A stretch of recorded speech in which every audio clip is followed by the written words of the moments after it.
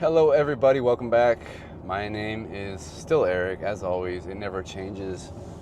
Today I'm in a Li Auto L7. Li Auto L7. And I'm going to do another autopilot test. We can compare it if we would like to other cars, for example the ET5 Touring that I had recently. And we're just going to see how it goes, I suppose. Now, forgive me, I'm a little bit sick and stuffed up, so a little bit groggy, I would say. My nose, I'm sick, whatever. You understand that too, just like you understand my name is always Eric. You guys are not dumb.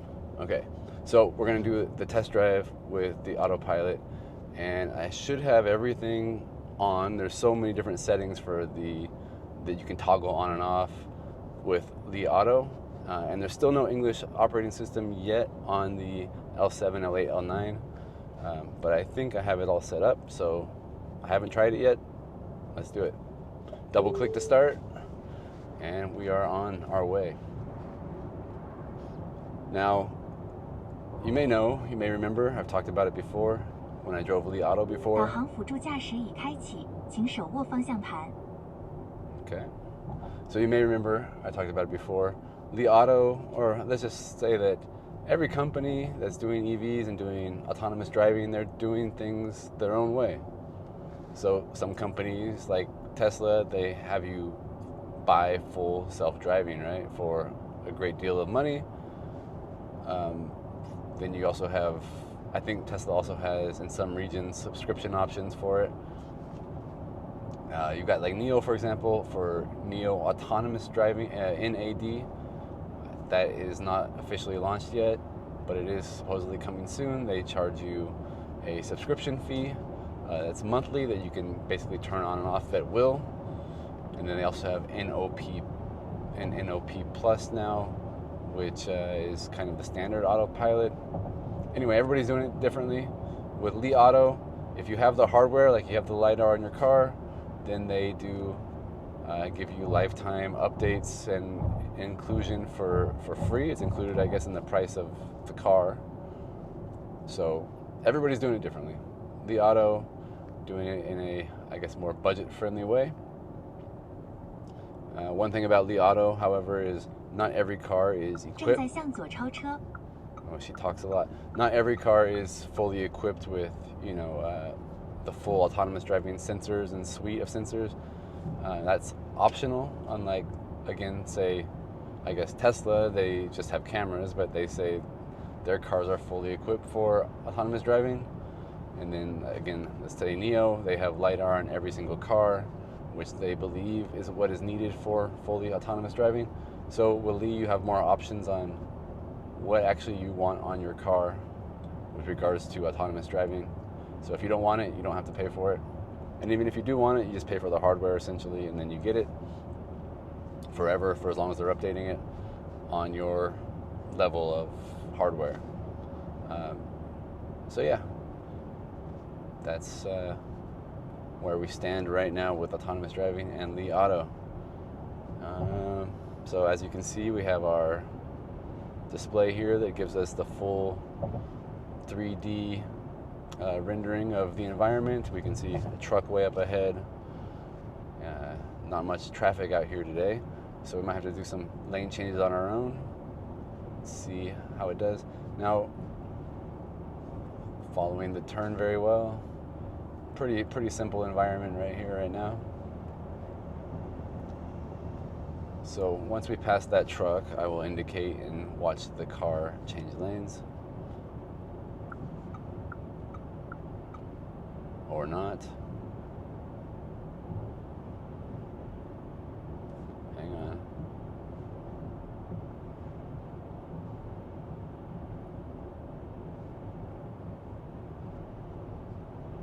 So I guess while we're waiting, let's say other things about this car. You may notice it's very, very, very similar to the L9. Also, I haven't driven the L8, but also quite similar to that. They're all essentially the same. Come on, buddy. So, okay, there we go. Now it's in. I indicated again, and now it's changing lanes. I don't know why it took me 3 times, but there we go. So the cars are all very, very similar. The only real difference in these cars really is the size, how many seats there are. Essentially, everything's the same besides that. All right, so we're going to watch how long it takes us for the car to think that it wants to change back to the fast lane. But yeah, the cars are all essentially the same. They're very comfortable. I think that's probably my biggest, I guess, the thing I like the most about Li is how comfortable they are. The L9 was amazing. It was like, you know, they call their air suspension system magic carpet, and it really does feel like you're just floating above the road. This car, same thing. It has the air suspension on it, and it's just very, very smooth and very comfortable. Also, you can probably tell it's very quiet inside the cabin here, even at highway speeds. Right now we're at 100 kilometers per hour, about 60 miles per hour. Very, very whisper quiet. So that's great. Yeah, I mean, they're obviously family cars. They're big SUVs designed for comfort, designed for transporting your family. I think that if you're looking for like a real driver's machine, this is not it. But it's still perfectly fine to drive. You may also remember, again, if you watch my older videos with the L9, took it out on the mountain roads, and even though it was big, it was still, you know, handled well. And I wouldn't say that it felt like I was, you know, whipping around turns in a sports car. It felt like I was driving a real big, heavy SUV. But it didn't feel like I wasn't. What's the word I'm looking for? Man, I'm really kind of out of it today. Sorry, guys, but yeah, it wasn't like I didn't feel like out of control, like floating over the road, like it was too heavy, and like it wasn't.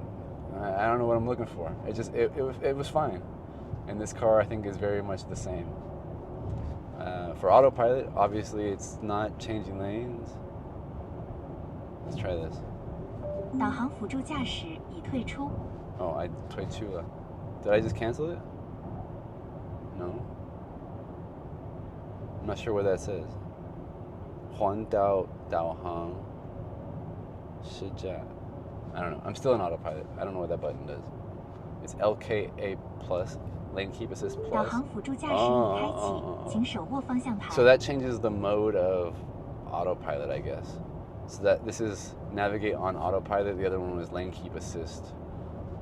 So, okay. What else is there to say about this car while we're doing this autopilot thing? I swear I have it so that it's supposed to change lanes automatically. Let me try to check. If I go to autopilot here.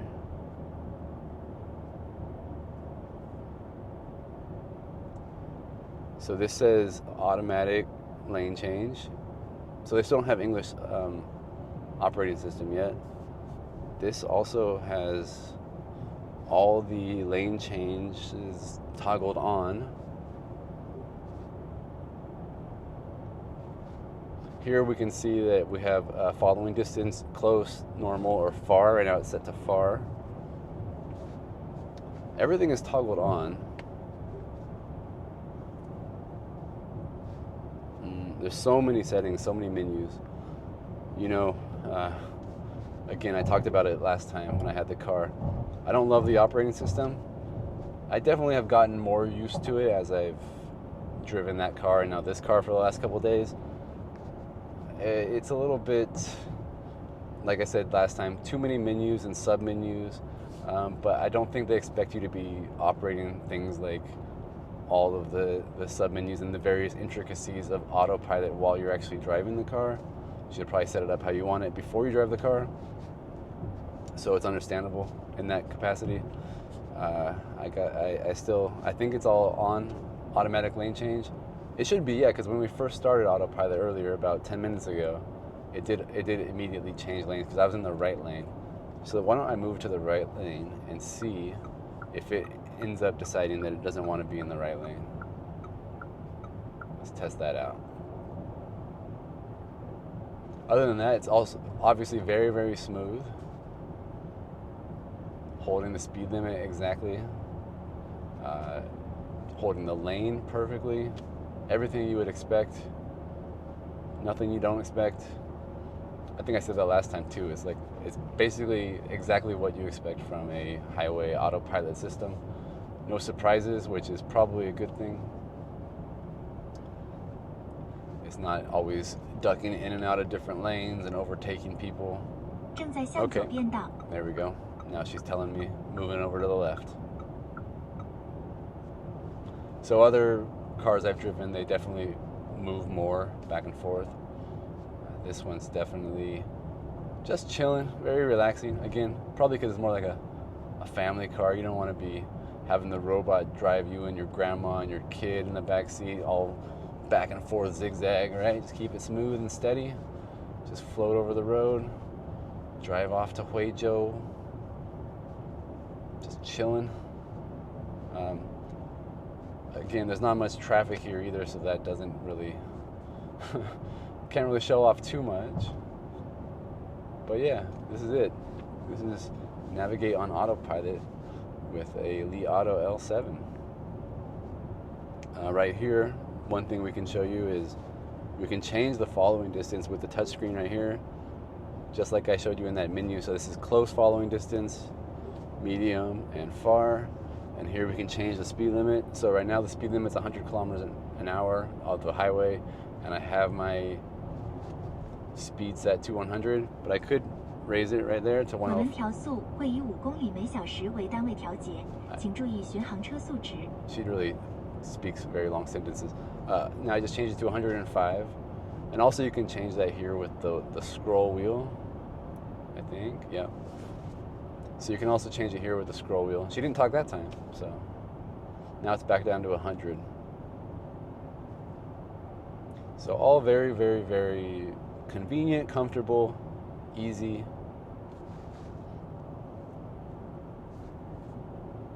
Again, not like the most dynamic, exciting car, but a car that really does everything that it wants to do very, very well. It's comfortable, it's big, good for your family, your friends, everybody can chill and just enjoy a very, very relaxing ride without being jostled about when you go over bumps, without dealing with crazy robot trying to run you off the road. It just does what it wants to do. Let's see how long it takes to nudge me to put my hands on the steering wheel.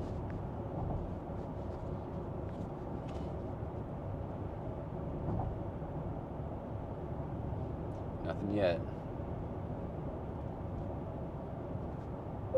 There you go. Okay, I gotcha.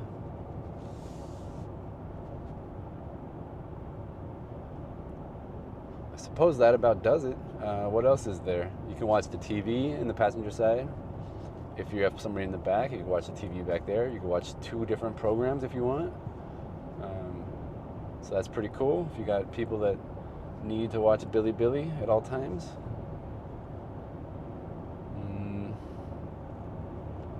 There's a police car with lights coming behind me. Lights are always on in China on a police car, so that doesn't mean anything. But let's see if the car thinks that it means something and thinks that it wants to move over. No.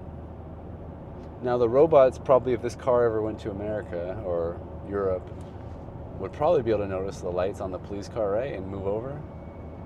But in China, no, the police car just passed me on the right. The lights don't mean anything in China. They just mean police are there. They always have their lights on, 100% of the time.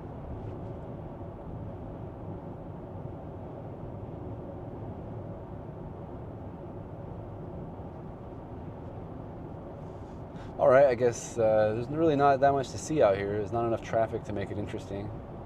So we're gonna call it a day. That's a wrap. Make a cut on this autopilot journey. Thank you for joining me in my stuffy nose and my headache. And I'll see you very soon in another autopilot or Li Auto or some sort of video at some point. 再见。